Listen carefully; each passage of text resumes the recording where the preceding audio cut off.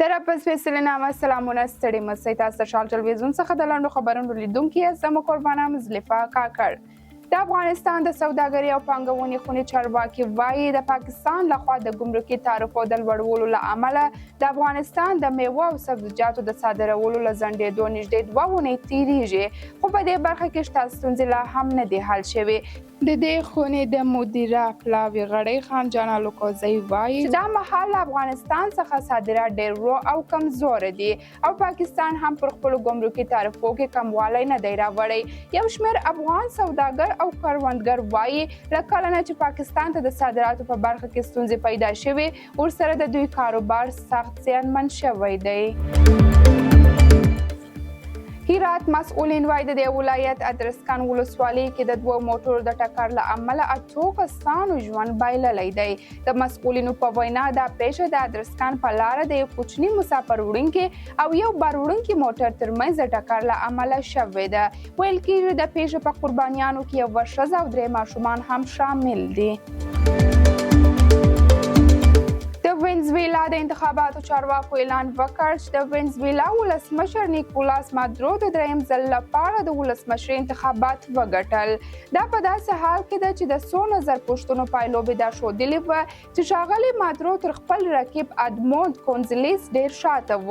خو د دوشنبې په ورځ د وینزویلا د اپوزیسیون ائتلاف د وینزویلا په ټاکنو کې بریالی نومان نیکولاس مادورو ادعا رد کړه او اعلان یې وکړ د دقیقو ارقامو په حواله دوی 80 سلنه رایې ګټلې دي.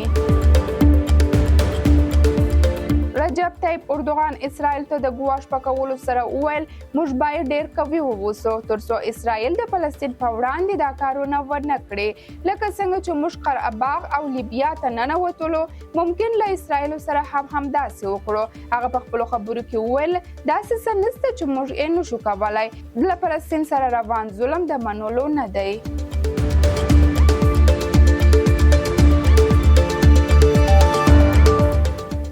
د امریکا د ډیموکرات ګوند احتمالي نوماند کاملا هاریس انتخاباتي دفتر اعلان وکړ چې د یوې اونۍ په ترڅ کې 200 میلیونه ډالره پسپینه راټوله کړې ده. هاریس د کمپاین مرستیال وویل کاملا هاریس په یوه اونۍ کې 200 میلیونه ډالره راټول کړل. په دوی کې 86 سلنه نوي تمویلونکي دي.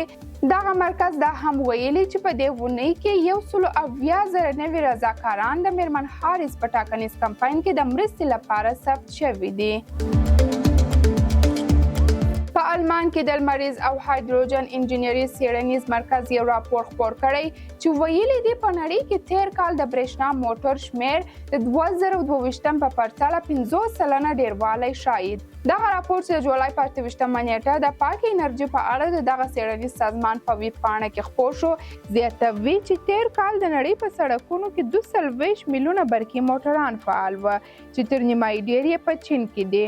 امریکا متحده ایالات، 2م آلمان، 3م انګلستان او فرانسه هم د برېښنایي موټرو د شمېر له پلوه په نړۍ کې 4م او 5م مقام لري.